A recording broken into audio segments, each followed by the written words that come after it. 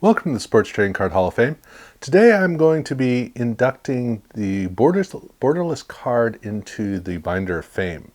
And I mean, this is everything that has an image falling off of one side of a card, so it doesn't matter if it's one border, two borders, three borders, or all four borders are missing. This is looking at cards that allow for the picture to spill off of the card and open up the image to really engage the audience member, which is something that surprisingly is really a 90s phenomenon. I mean, we still have these cards today, but they're a lot less common, which is really what I want to be looking at here as I talk about this, because it's interesting that there are a couple of things that really define a 90s card. Not universally, of course, but they were mostly common in the 90s. Whether that's things like checklists or borderless cards or brushed metal, there are certain things that were just a lot more common and very, very symbolic of cards at the time. And it is interesting to see some of the trends that really were mostly present in the 90s and not as common today, because you don't really think about it all that much. But it is, when you see something like a mid-90s card, which is mostly borderless cards, there's such a distinct feeling to the cards, not because of the borderless design itself, but because of the reason for the borderless design. Now, in 1990, Pro Set, with their 1990 set, they really established 90s cards. The modern card market had started, or modern card design and construction had started in 1988 with Score.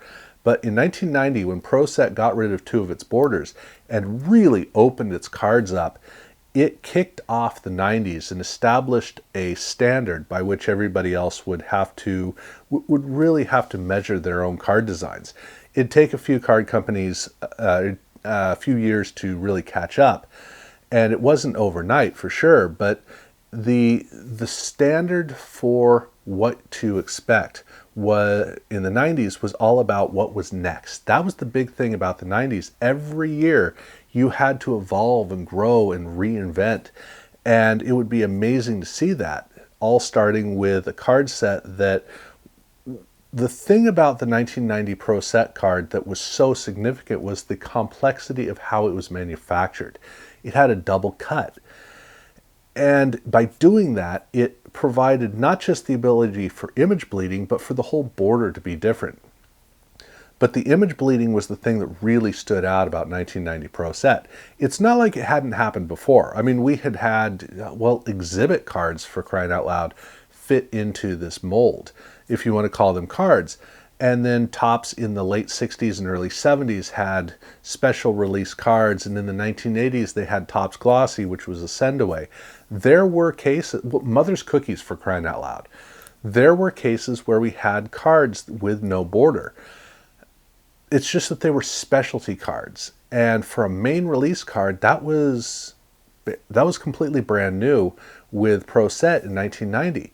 Because sports cards were for kids. They were cheap. That was literally the whole point. They were cheap. And so because they were cheap, they were always manufactured in a very basic way. Even Upper Deck, who had high-end cards, they weren't doing borderless cards. Of course they weren't going to be doing that. That was too much work. But Pro Set established a whole new language. And by the end of 1990, we had a whole whopping, two sets. We had Pro Set, and then Action Pack created a special All Madden set later in the year that had a 3/4 bleed card. But in the case of All Madden, Action Pack was already making cards that were so complex in their construction that doing a borderless card made perfect sense. But in 1991, there was a non-explosion of card sets with no borders. We had the addition of Stadium Club, which is what the baseball and the hockey markets discovered borderless cards with. And then we had Pro Line, which had an entire card set with no borders. We had, obviously Pro Set and Pro Set Platinum and Action Packed. All three of those sets were carryovers from the previous year, so those didn't really matter. And then we had Ultra. And with Ultra, they did what Pro Set had done in 1990, where they got rid of 2 borders. So we had a very small number of card sets that were either fully borderless or partially borderless, but that was basically it. I mean, you'd have to look to Score and Pinnacle with their end of the set specialty cards, with the Dream Team cards and the career cards, to see other cards that had the level of specialness that you saw with the borderless card. Otherwise, basically everybody continued to do the same thing. In 1992, it was pretty much the same thing. In 1993, we saw a little bit more, especially with the high-end card sets of SP, Select, and Flare. Those were borderless. But it wasn't until 1994 that the entire industry completely went borderless, and only a few sets didn't. Topps never had a borderless card. Score always kept a border on their cards. But other than that, everybody else lost their borders at some point. And so by the mid-1990s, that was the whole hobby was going borderless. But the thing about borderless cards, what is really distinctive about them is that it is used for a time when you care about the sport, not the card. Because the card prior to 1990, it was a yearbook. It was just kind of the thing that you bought, and then you were able to read the stats and read a bio. It was a tunnel into the world of sports, and it really did give collectors another year to learn about the player, to have the stats, etc. And so it was not really about the cards themselves, but in the 1990s it was. However, it was still about the sport. It was about the player. When you got a card, that was the whole point. You got a card of a player in order to celebrate the player and in order to celebrate the team and the nature of the sport. And so a border does a good job of framing that, but it also stifles the card. It stifles the image. It kind of traps it in.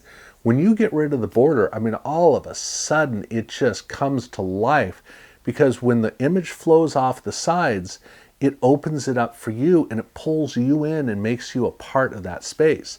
And it also looks a lot bigger. And so the beauty of a borderless card and what makes it so distinct to the 1990s was that in the 1990s, we still cared about the sport, about the players on the field. We cared about the team. That's the way that we approached the sport, and that's the way we looked at cards. It was all combined together. Did we care about value? Of course we cared about value, but we were still sports fans first. That was the core of what made a 90s card work.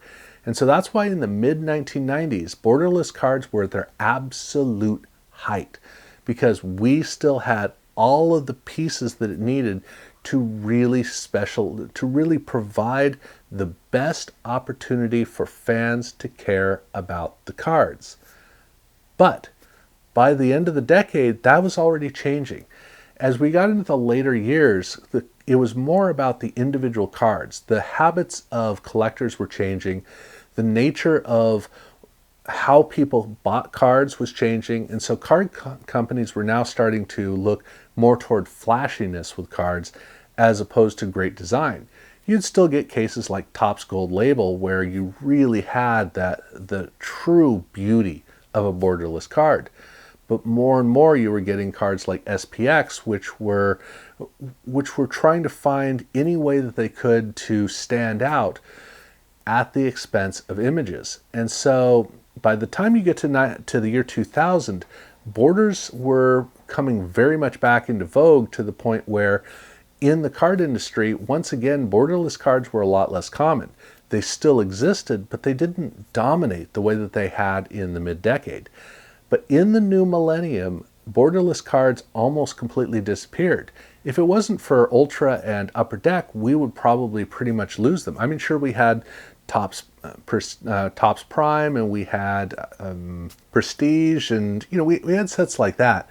So we certainly had some places where we would have borderless cards or partially borderless cards. But even with those, other than Prime, with the other card sets, I mean, really, the image didn't really flow off the card. It wasn't about how the image felt. It was more a different approach to the same cards. And so the reason that we had so little in terms of borderless cards was because the image didn't matter. It was a world of parallels. That was the key. Everybody was trying to collect parallels. And with a parallel, a borderless card doesn't really do very much. I mean, you could take a borderless card and then add a border for a parallel. Sure, you could do something like that. But if you're doing like a different effect over the surface, an image is hurt by that. It's not benefited by that. And having a strong border theme in order to provide whatever the parallel is built around, that's really the key. So by the time you get to, say, 2010, and then obviously with 2020, borderless cards were pretty much gone, because having either a strong border element or just replacing the entire background with a backdrop of some sort, that's what made the specialness of individual cards really stand out, because it's not about the base card. And it's fun to look back in the 90s and say, well, it was the base cards we cared about, which is partially true, but we still cared about parallels. However, parallels were an accent on the hobby. By the year 2010, and especially by 2020, it was the other way around. Nobody cared about, I mean, I love it when Topps said they were going to print 1 million copies of their cards, and everyone flipped out because it was going to lose the value. But the fact was, they didn't care about the base Topps cards anyway. Didn't matter if it was 800,000, 900,000, 1 million copies of the card. Everybody was focused on parallels. That's all that really mattered.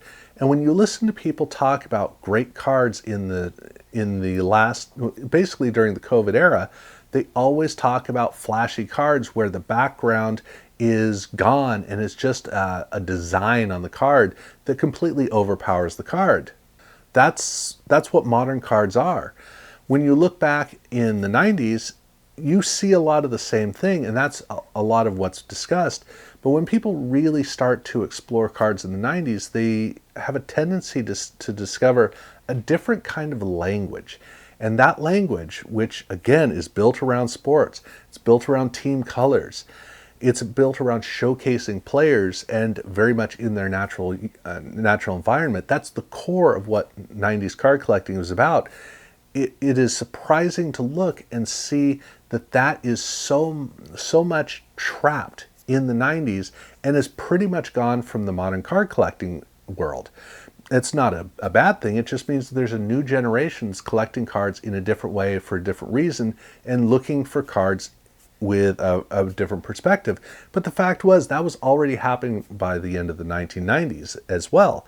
So it's not like it's all of a sudden changed. It's been gradual. It's been going over time. And in fact, when you look at cards in the new millennium, early on, I mean, like Fleer got pretty much entirely into retro cards. Basically, when you look at a 2001 set, 2002 set, 2003 set, you can already see that if it ain't Upper Deck, it ain't Borderless. They all had bordered cards or bordered designs in almost every single case. So I do find it fascinating just how much a borderless card is indicative of a specific period of time, and a time that a period of time that was mine, really, myself and fellow collectors. But when I look at that era, that's me, that's who and what I am. And borderless cards are really part of the cornerstone of that decade, part of what really makes it look good. So one of the most distinctive parts of the sports card world that most people don't even think about is what those borderless cards were able to provide us with and how they were able to define cards and card collecting and help us in our journey.